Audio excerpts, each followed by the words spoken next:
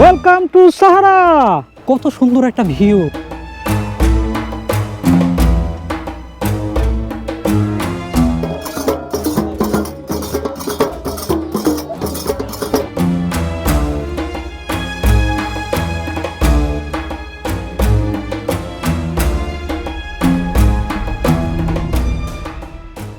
Good morning everyone, কী খবর সবার? আশা করি সবাই ভালো আছো। আজকে হলো আমার মরক্কোতে তৃতীয় দিন। আজকে সকাল 7:30টায় আমরা হোটেল থেকে বের হয়েছি। আমরা গতকালকেই মেনলি মারাক্কেশ থেকে সাহারা মরুভূমির উদ্দেশ্যে রওনা দিয়েছি, কিন্তু আমাদেরকে মাঝে এক রাত একটা হোটেলে থাকতে হয়েছে, কারণ এটা বেশ দূরের একটা পথ। তাই আমরা একটা হোটেলে ওয়ান নাইট ছিলাম। তো আমাদের যেই গাইডটা এখন আছে সে বেশ ফ্রেন্ডলি। সে মেনলি হলো বারবার সম্প্রদায়ের, সো তাদের নিজস্ব একটা ভাষা আছে, সেটা তো তারা পারেই, সাথে ইংলিশও বেশ ভালো পারে। আর যেহেতু মরক্কো একসময় স্পেন এবং ফ্রান্সের উপনিবেশ ছিল, তাই তারা আবার সেই দুইটা ভাষাও খুব ভালো পারে। সো এখানে যেহেতু আমরা মিক্সড কালচারের মানুষ আসছি, তো ভাষা নিয়ে কারো কোনো সমস্যা হচ্ছে না। আমার পেছনে এই রক মাউন্টেন, এটা হলো অ্যাটলাস, আর এই যে পানির প্রবাহটা আসতেছে এটা আসলে অ্যাটলাস থেকেই আসতেছে, বরফ গলা পানিটা। আর পিছনে এগুলো হলো রেস্টুরেন্ট, আর ওইখানে হলো হোটেল ছিল। তো আজ থেকে প্রায় 17 বছর আগে এখান থেকে বড় পাথরের টুকরো এটার মধ্যে পড়ে ভেঙে গেছে, যার জন্য এখানকার গভর্নমেন্ট সব কিছুই বন্ধ করে দিছে, কারণ এটা খুব রিস্কি হয়ে গেছে ট্যুরিস্টদের জন্য প্লাস লোকালদের জন্য। তো এখানকার যত রেস্টুরেন্ট আছে সব এখন বন্ধ। এখন আমি আছি মরক্কোর খুব পপুলার একটা জায়গা, অ্যাটলাস স্টুডিওতে। এখানে বিভিন্ন মুভি শুটিং করা হয়। আমরা হলিউডের অনেক মুভি দেখি যে ইরাকে যুদ্ধ হচ্ছে, আফগানিস্তানে যুদ্ধ হচ্ছে, সব কিছু উড়াই ফেলতেছে। এগুলো আসলে ঠিক এই এরিয়াটার ভিতরে হয়। এবং জনপ্রিয় একটা টিভি সিরিজ, সেটা হলো প্রিজন ব্রেক, এটারও ফিল্ম এখানেই করা হয়েছে। প্রচণ্ড গরম, এখন তো উইন্টারের সময়, সকালে আমাদের অনেক জ্যাকেট পরতে হয়েছিল, আর এখন যখন রোদ উঠেছে এখন প্রচুর গরম, তাই আস্তে আস্তে সব খুলে ফেলছি। আর এটা কিনে নিলাম, কারণ আমরা কালকে মেনলি সাহারা মরুভূমিতে যাব। সো যখন আমরা উটের পিঠে উঠবো এবং সানসেট দেখবো, এটা খুব কাজে দেবে। সো এটা 13 ইউরো দিয়ে আমরা কিনে নিয়েছি।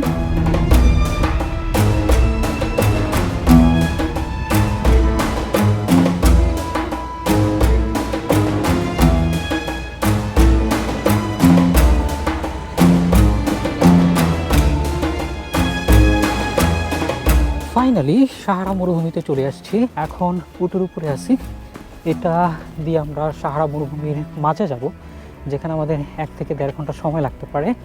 এবং এই উটের পিঠে চড়ে চড়েই আমরা আজকে সানসেট দেখব। এটা একটা অন্যরকম একটা অনুভূতি। এই প্রথম উটের পিঠে উঠলাম। সাহারা মরুভূমি কিন্তু বিশাল বড়, প্রায় আমেরিকার সমান বড়। আর এর যে বর্ডার প্রায় 12টা দেশে বিস্তৃত। মরক্কো, ইজিপ্ট, তারপরে তিউনিশিয়া, এই আফ্রিকান অঞ্চলের অনেকগুলো দেশ মিলে এই সাহারা মরুভূমির এরিয়াটা। সো এখানে কিন্তু কোনো বর্ডার নাই।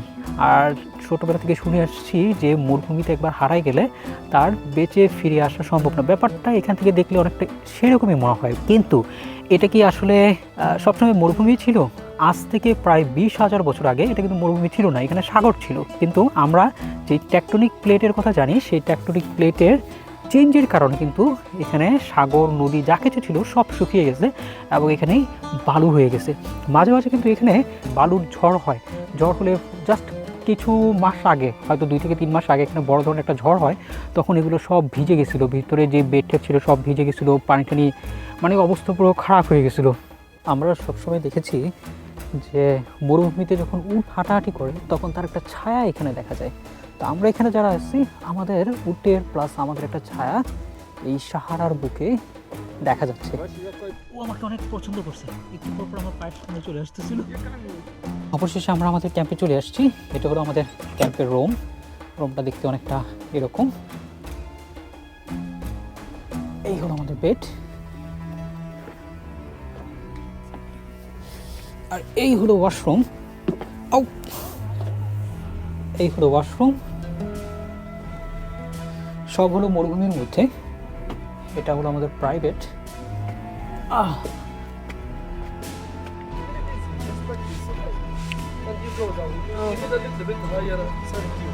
ওকে,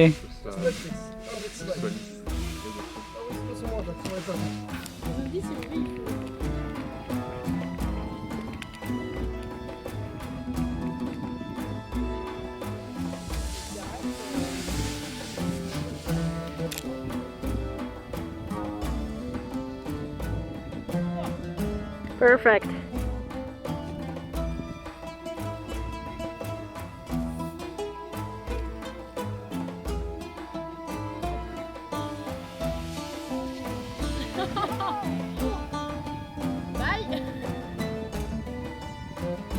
সূর্য ডুবে গেছে আর আমরা সাহারা মরুভূমির মাঝে একটা ক্যাম্প করে আজকে সারা রাত আমরা এখানে থাকবো।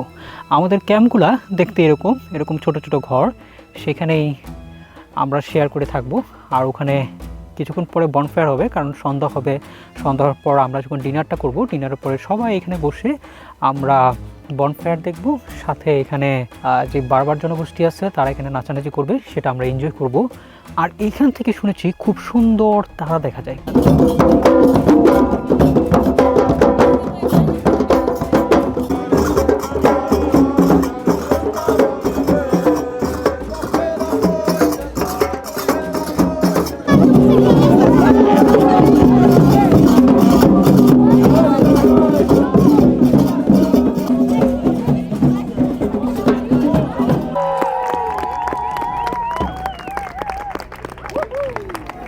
সকালের দিকে এখানে প্রচণ্ড ঠান্ডা হয়, তাই আমরা সবাই জ্যাকেট পরে বের হয়েছি।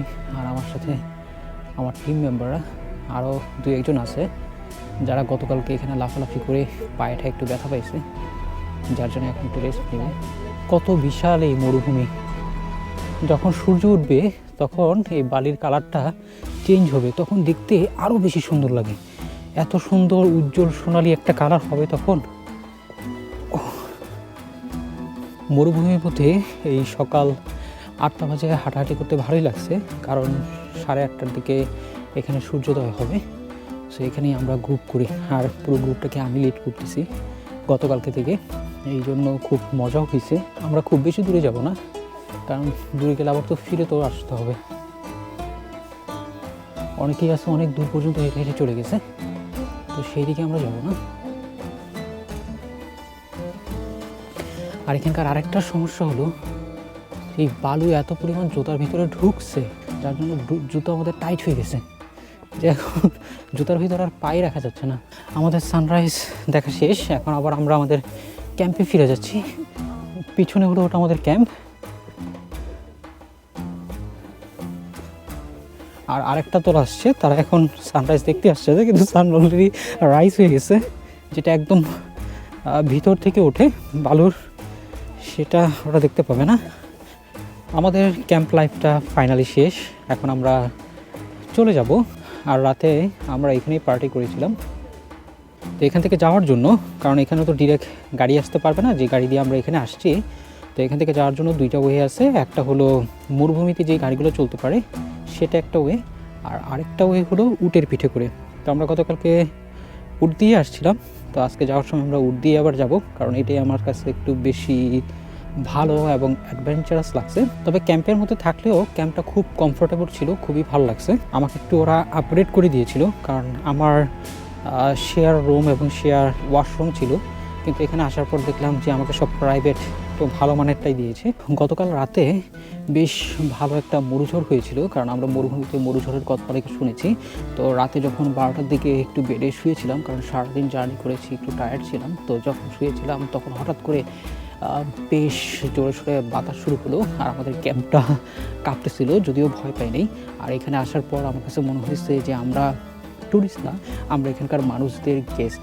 তারা আমাদেরকে এন্টারটেন করার জন্য যা যা প্রয়োজন সব কিছু করারই চেষ্টা করছে। খাবার দাবার এখানে খুব ভালো ছিল, আমি পার্সোনালি অনেক এনজয় করেছি। গত 2 দিন যে কষ্ট করে এখানে আসছি, মনে হচ্ছে এখন এটা সার্থক। শুধু এটাই বলবো না, যে লাইফের ওয়ান অফ দ্য বেস্ট একটা ট্যুর এটা ছিল, এবং অনেক অ্যাক্টিভিটিস ছিল। আর বিশেষ করে আমি এখানে যেহেতু অন্যদেরকেও লিড করেছি, মানে আমার টিমে যারা ছিল, তো সবাই মিলে খুব মজা করেছি, ভালো লাগছে।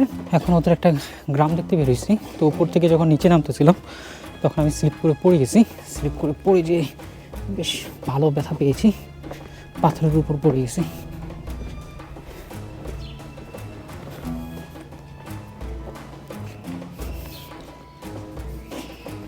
এখন মনে হচ্ছে ওখানে রক্ত জমা হয়ে গেছে, দেখা যাক ব্যথাটা লং টাইম হয় নাকি। কারণ আমি যে জুতোটা পরছি, এই জুতোটা আসলে হাইকিংয়ের জন্য না, আর এখানে খুব ছোট ছোট মাউন্ট অ্যাটলাসের খুব ছোট ছোট পাথর আছে, সাথে বালির মিশ্রণ, তো যার জন্য ইজিলি স্লিপ করছে।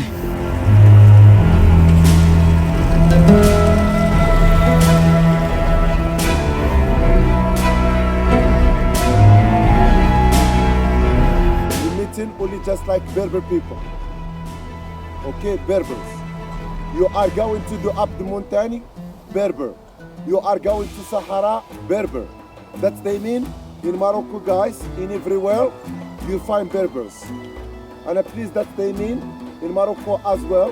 We have like 75% is Berbers. 25 is Arabic.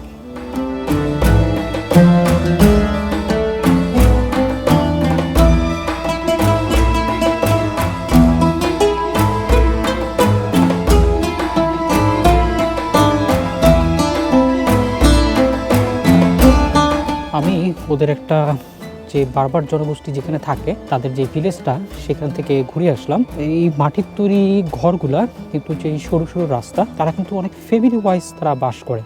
এটা কীরকম যে আপনি কিছু কিছু জায়গায় লেখা দেখবেন যে লেখা আছে কাসবা। তো কাসবা মানে হলো যে আপনি একটা ট্যুরিস্ট হিসেবে বাইরে হয়তো ঘোরাঘুরি করতেছেন, অনেক রাস্তা দেখতেছেন, কিন্তু যেখানে কাসবা কথাটা লেখা আছে সেখানে আপনি তাদেরকে যে ডোরগুলো আছে সেখানে নক করলে তারা ভিতর দিয়ে আপনি এক বাড়ি থেকে আরেক বাড়িতে যেতে পারবেন, তাদের মাঝে একটা কানেকশন আছে। ভিতরে আবার একটা মসজিদ দেখলাম যেখানে ছোট ছোট বাচ্চারা কোরআন শিক্ষা লাভ করে। এছাড়া এখানে আপনি যে মহিলা আছে তাদেরকে দেখবেন যে তারা বোরকা পরে আছে, এবং বোরকা পরার উপরে যদি কোনো সাদা কিছু মানে সাদা চাদর বা সাদা ওড়না জাতীয় কিছু যদি দেখেন, তার মানে হলো সে একটা ম্যারিড ওমেন। তো এই এলাকায় যারা থাকে তারা সবাই হলো বারবার সম্প্রদায়। তাদের ভাষ্য অনুযায়ী যে মরক্কোর 75% হলো বারবার সম্প্রদায়, আর যে 25% তারা মেনলি আসছে ইয়েমেন থেকে। 7th সেঞ্চুরিতে যখন ইসলাম ধর্ম মরক্কোতে আসে, তখন আস্তে আস্তে এই বারবারদের মধ্যেও সেই ইসলামের প্রচলনটা শুরু হয় এবং তারা আস্তে আস্তে ইসলাম গ্রহণ করে।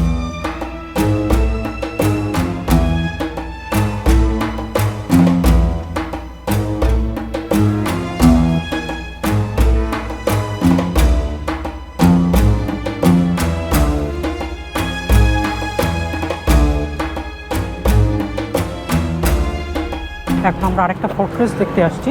ওই পেছনের ফোর্ট্রেসটা গত 2 থেকে 3 বছর আগে এই মারাকেশে খুব বড় ধরনের একটা ভূমিকম্প হয়, যার জন্য এখন এই ফোর্ট্রেসের ভিতরে প্রবেশ করা নিষেধ, কারণ বেশ ভালো ধ্বংসযজ্ঞ হয়েছে ভিতরে।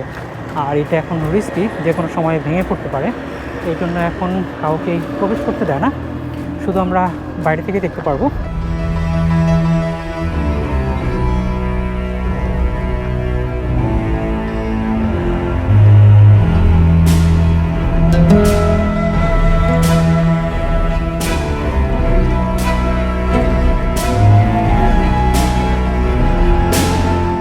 আশা করি আমার সাহারা মরুভূমির ভিডিওটা আপনাদের ভালো লাগছে।